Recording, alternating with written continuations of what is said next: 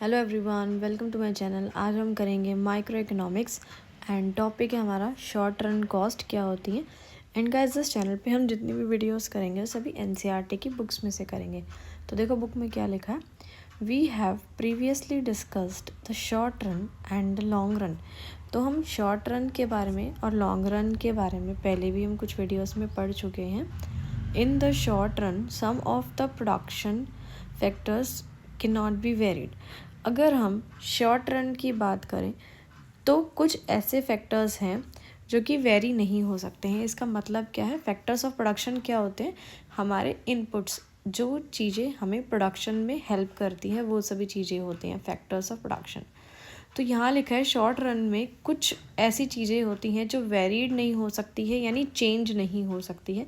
जैसे आपकी एनसीईआरटी की पूरी बुक में इस चैप्टर में सिर्फ दो ही फैक्टर्स माने हैं। एक माना है लेबर, एक माना है कैपिटल। लेबर को माना है ऐसा फैक्टर ऑफ प्रोडक्शन जो शॉर्ट रन में वेरी हो सकता है, यानी चेंज हो सकता है। जैसे कि लेबर को हम बढ़ा सकते हैं अगर हम बढ़ाना चाहें तो। And therefore remain fixed. और कुछ ऐसे होते हैं जो फिक्स्ड रहते हैं। कैपिटल को हमेशा फिक्स्ड माना गया है इस चैप्टर में कि कैपिटल जो है हम तुरंत चेंज नहीं कर सकते शॉर्ट रन में, लेकिन लेबर को हम चेंज कर सकते हैं, न्यू लेबर ला सकते हैं। The cost that a firm incurs to employ these fixed inputs is called the total fixed cost. अब भाई हम जितना भी खर्चा, कॉस्ट यानी खर्चा करते हैं इन फिक्स्ड इनपुट्स को खरीदने के लिए, वो कहलाता है टोटल फिक्स्ड कॉस्ट। यानी ये जो फिक्स्ड फैक्टर्स हैं इनको खरीदने के लिए, जैसे फिक्स्ड फैक्टर्स में हो, जैसे कोई बड़ी बड़ी मशीन हो गई, इनको खरीदने के लिए जितना भी पैसा खर्चा जाता है ये सारा पैसा टोटल फिक्स्ड कॉस्ट के अंदर आता है। नाम में ही है फिक्स्ड, इसलिए ये पैसा फिक्स्ड रहता है, चेंज नहीं होता है। What ever amount of output the firm produces. अब फर्म जो है कितना भी प्रोडक्शन कर ले, 1 unit, 2 unit, 3 unit, 4 unit, the cost remains fixed for the firm. ये कॉस्ट जो है हमेशा फिक्स्ड रहती है, यानी टोटल फिक्स्ड कॉस्ट चेंज नहीं होती है, ये हमेशा फिक्स रहती है। To produce any required level of output, the firm in the short run can only adjust variable inputs. अगर हमें कुछ भी प्रोडक्शन करनी है, 1 यूनिट, 2 यूनिट, 3 यूनिट, कितना भी लेवल प्रोड्यूस करना है हमें, और हम शॉर्ट रन की बात कर रहे हैं, तो हम सिर्फ वेरिएबल इनपुट्स को ही चेंज कर सकते हैं। और आपकी बुक में वेरिएबल फैक्टर माना है लेबर, ठीक है, उसी को हम बढ़ा सकते हैं अगर हमें प्रोडक्शन बढ़ानी है तो। Accordingly, the cost that a firm incurs to employ these variable inputs is called the total variable cost. अब यहाँ लिखा है कि टोटल वेरिएबल कॉस्ट क्या चीज़ होती है। एक फर्म जितना भी कॉस्ट यानी पैसा खर्चती है इन वेरिएबल इनपुट्स को खरीदने में, वो टोटल वेरिएबल कॉस्ट कहलाती है। दोबारा से बता रही हूँ कि जितने भी वेरिएबल फैक्टर्स होते हैं जो कि चेंज हो सकते हैं, जैसे कि लेबर, इन सब पे टोटल जितना भी खर्चा किया जाता है ये टोटल वेरिएबल कॉस्ट कहा जाता है। Adding the fixed and variable cost we get the total cost of the firm. जब हम फिक्स्ड कॉस्ट को और वेरिएबल कॉस्ट को ऐड करते हैं, इनको प्लस करते हैं, तो टोटल कॉस्ट निकल के आती है। ये फॉर्मूला है टोटल कॉस्ट का। Total cost is equals two variable cost plus fixed cost, दोनों को ऐड कर दिया है तो टोटल कॉस्ट निकल जाती है। In order to increase the production of output, the firm must employ more of the variable inputs. अगर फर्म क्या चाहती है कि उसको प्रोडक्शन इंक्रीज करना है, उसको अपना आउटपुट इंक्रीज करना है, तो वो क्या करेगी? ज़्यादा से ज़्यादा वेरिएबल इनपुट्स लेके आएगी, यानी जो वेरिएबल फैक्टर्स है फर्म उसको बढ़ा देगी, क्योंकि फिक्स्ड फैक्टर्स बढ़ नहीं सकते हैं, वो उतने ही रहते हैं। As a result total variable cost and total cost will increase. तो भाई अगर हम वेरिएबल इनपुट्स बढ़ाएंगे, वेरिएबल इनपुट्स और ज़्यादा लेकर आएंगे तो पैसा खर्च होएगा, तो हमारी टोटल वेरिएबल कॉस्ट बढ़ेगी, ठीक है, क्योंकि वेरिएबल फैक्टर्स हम और लेकर आ रहे हैं, तो और साथ में टोटल कॉस्ट भी बढ़ेगी। भाई देखो, अगर ये टोटल वेरिएबल कॉस्ट है, इसको बढ़ाओगे तो ये जो टोटल कॉस्ट है ये भी बढ़ेगी, है ना, जाहिर सी बात है। जैसे कि सपोज़ हम एग्ज़ाम्पल लेते हैं, ये है 2, ठीक है, ये है 3, तो ये टोटल कॉस्ट निकल के आएगी 5, लेकिन 2 की जगह हमने कर दी है 4, वेरिएबल कॉस्ट बढ़ा दी, तो ये टोटल कॉस्ट अब कितनी हो जाएगी? 5 नहीं रहेगी, ठीक है, अब ये 7 हो जाएगी। ठीक है, आगे देखो क्या लिखा है। As a result total variable cost and total cost will, so total variable cost भी और टोटल कॉस्ट भी दोनों बढ़ जाएगी। Therefore as output increases total cost and total variable cost, वही बात फिर लिखी है कि आउटपुट अगर बढ़ाओगे, प्रोडक्शन ज़्यादा करोगे तो क्या होगा, वेरिएबल कॉस्ट बढ़ेगी, क्योंकि ज़्यादा प्रोडक्शन होगी तो ज़्यादा लेबर की ज़रूरत होगी, ज़्यादा रॉ मटेरियल की ज़रूरत होगी तो ज़्यादा खर्चा आएगा, तो वेरिएबल कॉस्ट बढ़ेगी, और वेरिएबल कॉस्ट बढ़ेगी तो टोटल कॉस्ट भी बढ़ेगी, है ना। चलो आगे पढ़ते हैं। In table 3.3 we have an example of cost function of a typical firm. So हम देखते हैं टेबल 3.3, यहाँ पे एग्जाम्पल दे रखा है एक फर्म का। The first column shows different levels of output. तो अगर हम बात करें सबसे पहले कॉलम की, तो इसमें हमें दिखाया गया है कैसे हम अलग अलग आउटपुट प्रोड्यूस कर रहे हैं। ये देखो, ये सबसे पहला कॉलम है, इसमें दिखा रहे हैं आउटपुट, पहले 1 यूनिट बनाया, 2 यूनिट बनाया, 3 यूनिट बनाया, ठीक है, अलग अलग यूनिट्स ऑफ आउटपुट हम प्रोड्यूस कर रहे हैं। For all levels of output the total fixed cost is ₹20। भाई आउटपुट चाहे कितना भी प्रोड्यूस कर लो, लेकिन आपकी जो टोटल फिक्स्ड कॉस्ट है वो 20 ही है, ठीक है। ये देखो, ये यहाँ से लेके यहाँ तक आप देखोगे सिर्फ 20 है, ये ना बढ़ रही है ना घट रही है, ये टोटल फिक्स्ड कॉस्ट बिल्कुल फिक्स्ड है, चेंज नहीं हो रही है।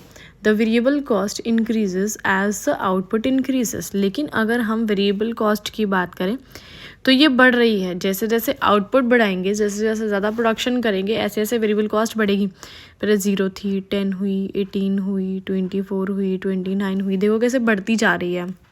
क्यों बढ़ रही है? क्योंकि हम आउटपुट बढ़ा रहे हैं। आउटपुट बढ़ाएंगे, ज़्यादा प्रोडक्शन करेंगे तो ज़्यादा लेबर वगैरह की, रॉ मटेरियल की ज़रूरत पड़ेगी, तो खर्चा तो बढ़ेगा ही। तो इन सब पे खर्चा बढ़ने का क्या मतलब है? वेरिएबल कॉस्ट का बढ़ना, ठीक है। With output level 0 TVC is 0।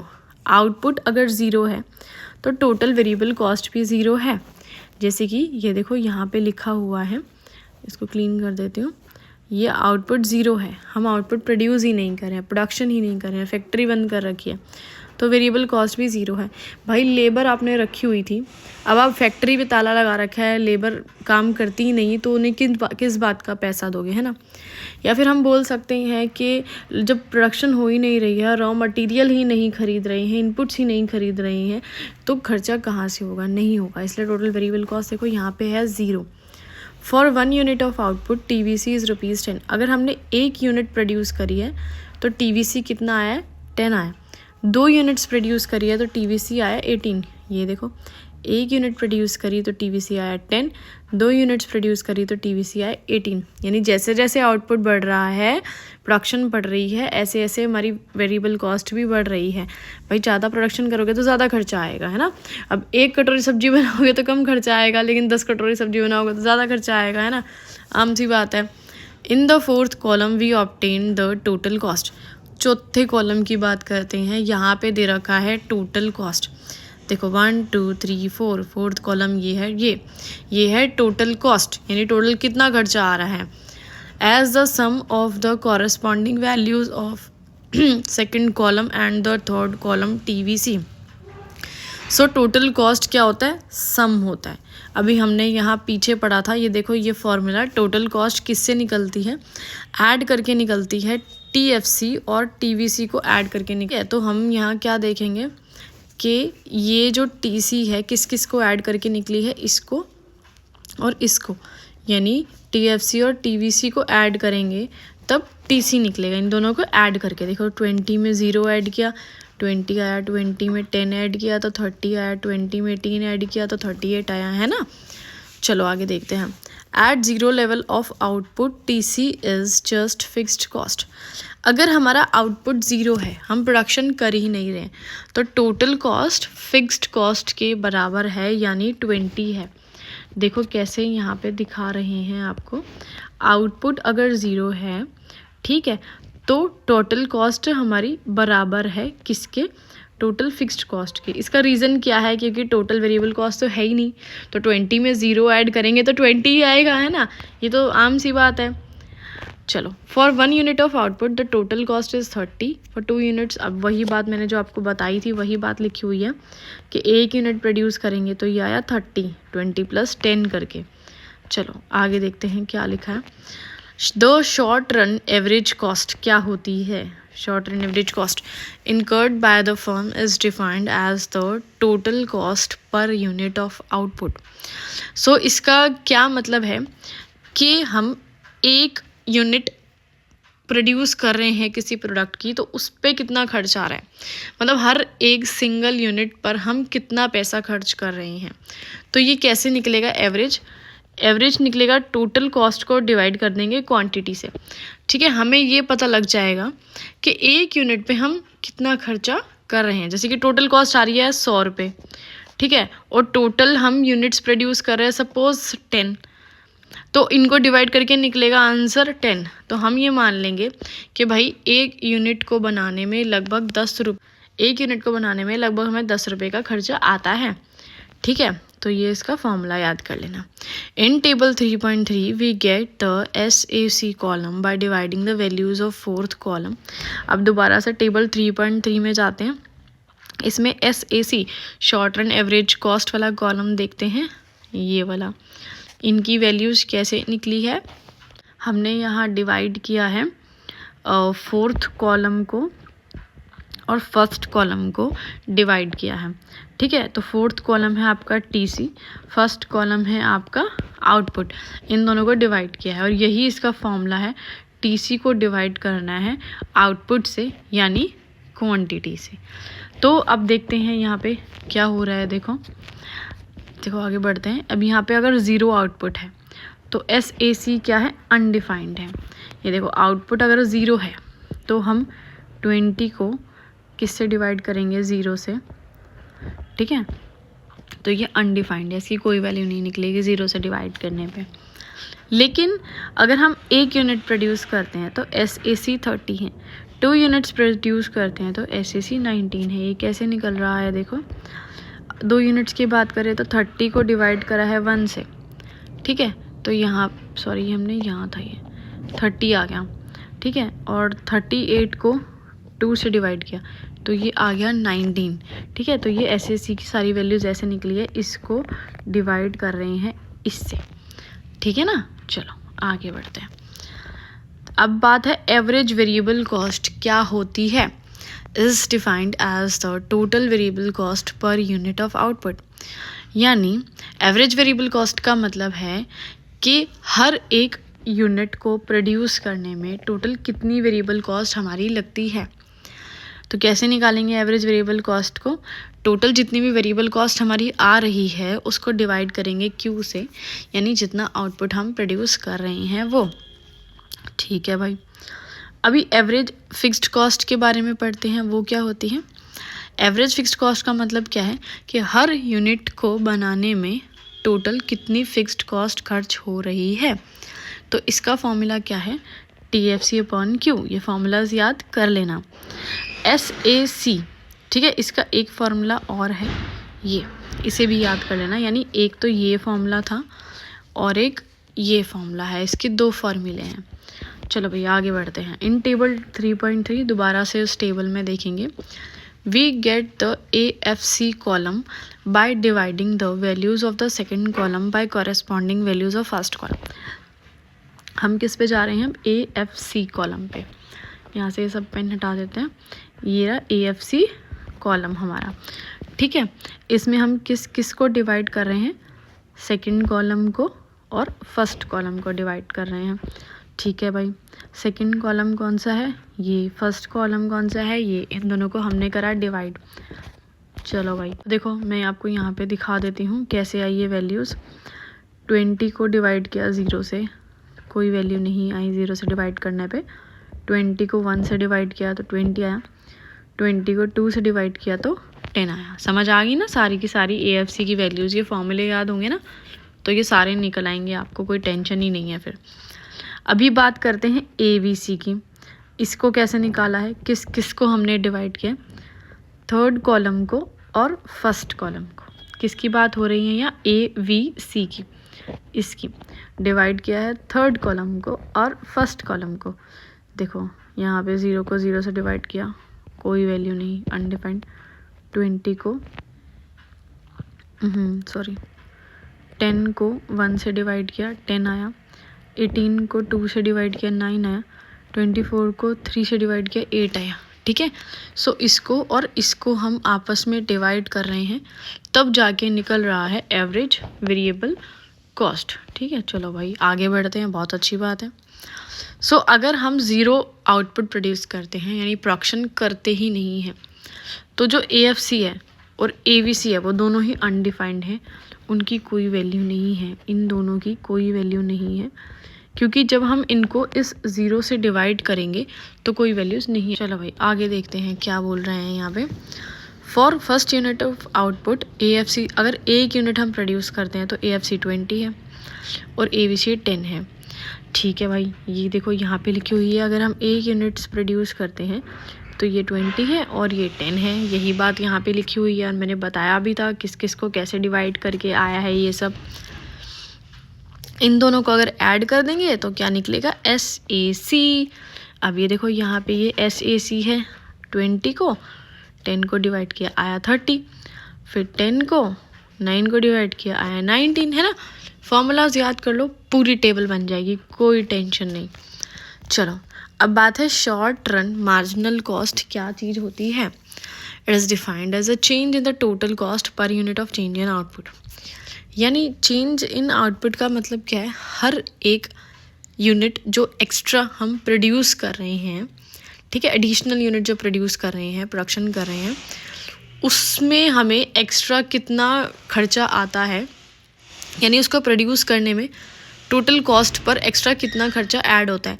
जैसे कि हमने एक यूनिट बनाई तो 10 रुपये टोटल कॉस्ट थी, तो अगर हम एक और एडिशनल यूनिट बनाते हैं, यानी 2 यूनिट्स प्रोड्यूस करते हैं, तो टोटल कॉस्ट सपोज 10 से 12 हो गई, तो हम यहाँ क्या बोलेंगे कि चेंज कितना आया है, 2 रुपये का। 10 रुपये कॉस्ट थी, अब 12 रुपये होगी, 2 रुपये का चेंज आया, और ये 2 रुपये है मार्जिनल कॉस्ट। मार्जिनल कॉस्ट का मतलब क्या होता है, चेंज इन टोटल कॉस्ट, यानी टोटल कॉस्ट में कितनी ज़्यादा इंक्रीज़ हो रही है, वो चीज़ होती है मार्जिनल कॉस्ट। इसके 2 फॉर्मूले हैं, एक फार्मूला तो ये है change in TC upon change in quantity, ठीक है। एक बहुत आसान फार्मूला है इसका, जो कि अभी हम पढ़ेंगे। अभी बात करते हैं टेबल दोबारा से 3.3 की, ठीक है। इसमें SMC की वैल्यूज़ निकाली गई हैं। कैसे निकाली गई हैं, इन दिस कॉलम और ऑब्टेन बाय डिवाइडिंग द, इन दोनों को डिवाइड करके, TC और आउटपुट को, जो ये वाला फार्मूला था, इसको अप्लाई करके वैल्यूज़ निकाली गई है। लेकिन इसको अगर आप नहीं भी करना चाहो तो कोई दिक्कत नहीं है, परेशानी नहीं है, क्योंकि इसका एक बहुत अच्छा और आसान फार्मूला है, जो कि अभी मैं बताती हूँ क्या है। ये देखो, शॉर्ट रन की बात हो रही है, इसमें हम कैसे निकालेंगे, TVC से निकालेंगे। TVC से निकाल लो, चाहे TC से निकाल लो, किसी से भी निकाल लो, डिफरेंस निकालना है इनका, ठीक है। तो सबसे पहली वैल्यू है इसकी 10, तो हमने ये कैसे निकाली है, 30 में से 20 को माइनस कर लो, देखो 10 आएगा, या 10 में से 0 को माइनस कर लो, 10 में से 0 माइनस कर दो, 10 आएगा, ठीक है। फिर 18 में से 10 माइनस कर दो, देखो 8 आ गया यहाँ पे, या फिर 38 में से 30 माइनस कर दो, देखो 8 आ रहा है। 24 में से 18 माइनस कर दो, 6 आ रहा है, या फिर 44 में से 38 माइनस कर दो, 6 आ रहा है। तो इन दोनों में से किसी की भी वैल्यूज़ को आप बस माइनस करते जाओ, SMC आएगा। क्योंकि मैं तो अपने एग्ज़ाम्स में इसी मेथड से निकालती थी, मैं जो है अपना ये जो इतना लंबा चौड़ा मेथड है, मैं इसे फॉलो नहीं करती थी भाई, इसमें थोड़ा ज़्यादा टाइम लगता है, और वो माइनस वाला है तो कम टाइम लगता है।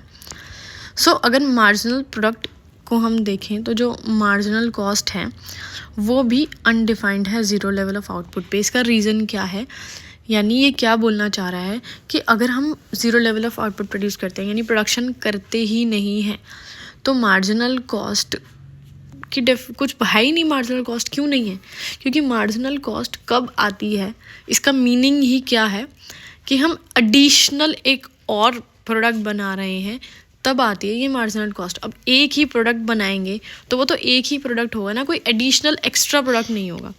हम मार्जिनल कॉस्ट तब निकाल सकते हैं जब एक से ज़्यादा प्रोडक्शन हुई है, 2 यूनिट्स की हुई है, 3 यूनिट्स की हुई है, 4 यूनिट्स की हुई है, तब मार्जिनल कॉस्ट निकाल सकते हैं। सिर्फ एक यूनिट का मार्जिनल कॉस्ट नहीं निकाल सकते। तो it is important to note here that in the short run, तो यहाँ पे क्या बोल रहे हैं, अगर हम शॉर्ट रन की बात करते हैं fixed cost can not B change, सबको ही पता है शॉर्ट रन में फिक्स्ड कॉस्ट नहीं चेंज होती है। फिक्स्ड कॉस्ट जो है जितनी है वो हमेशा सेम रहती है, जैसे कि हमने यहाँ पे अभी तक पढ़ी है। फिक्स्ड कॉस्ट देखो बिल्कुल सेम है अभी तक हर ही जगह। When we change the level of output, whatever change occurs to total cost is entirely due to the change in variable cost. So अगर हम आउटपुट चेंज करते हैं, आउटपुट बढ़ाते हैं, ज़्यादा प्रोडक्शन करते हैं, तो टोटल कॉस्ट में जो भी चेंज आता है, यानी जो टोटल कॉस्ट अपनी बढ़ रही है वो क्यों बढ़ रही है? वेरिएबल कॉस्ट की वजह से बढ़ रही है। टोटल कॉस्ट का क्या फॉर्मूला होता है? TC is equals to TVC plus TFC, है ना। तो टोटल फिक्स्ड कॉस्ट तो हटा ही दो, बिल्कुल फिक्स्ड ही है वो। तो अगर TVC बढ़ेगी तो जाहिर सी बात है टोटल कॉस्ट भी तो बढ़ेगी, है ना। आ गया ना समझ। तो वही बात यहाँ लिखी हुई है कि अगर हम आउटपुट बढ़ाते हैं तो टोटल कॉस्ट में अगर चेंज आता है, टोटल कॉस्ट बढ़ती है, तो वो वेरिएबल कॉस्ट की वजह से बढ़ती है, क्योंकि फिक्स्ड कॉस्ट तो फिक्स्ड है। So in the short run marginal cost increase is the increase in TVC। So अगर हम शॉर्ट रन की बात करें तो मार्जिनल कॉस्ट क्या होता है कि TVC में कितना इंक्रीज़ हो रहा है, ऐसे निकालते हैं मार्जिनल कॉस्ट। जैसे कि मैंने अभी आपको पीछे बताया भी था कि मार्जिनल कॉस्ट कैसे निकाल सकते हैं। TVC का डिफरेंस, जैसे 10 में से 0 माइनस किया 10 आया, 18 में से 10 माइनस किया 8 आया, ऐसे आप जो है मार्जिनल कॉस्ट निकाल सकते हैं। For any level of output, the sum of marginal cost up to the level gives us a total variable cost. अब देखो इसका उल्टा हो जाएगा। अगर हमें TVC निकालनी है तो हम क्या करेंगे? मार्जिनल कॉस्ट को ऐड कर देंगे। ठीक है भाई, देखते हैं। वेरी गुड, कैसे निकलेगा? अगर हमें TVC निकालनी है सपोज, तो हम मार्जिनल कॉस्ट को ऐड कर देंगे। देखो यहाँ पे 10 है और यहाँ 8 है, इन दोनों को ऐड कर दो, 10 और 8 को, ये हो जाएगा 18। फिर 18 में ये 6 ऐड कर दो, ये हो जाएगा 24। 24 में फिर 5 ऐड कर दो, ये हो जाएगा यहाँ पे, इसको इसमें ये 4 ऐड कर दो। देखो ये ऐसे से आप ऐड करते जाओ, लास्ट में जैसे 75 है, इसमें ये 20 ऐड कर दो, 95 आ जाएगा, है ना। आ गया ना समझ? चलो बहुत अच्छी बात है। और आगे देखो, average variable cost at some, ये तो बकवास चीज़ है, इतने पढ़ने की आपको ज़रूरत नहीं है, बाकी समझ आ गया होगा ये सब, है ना।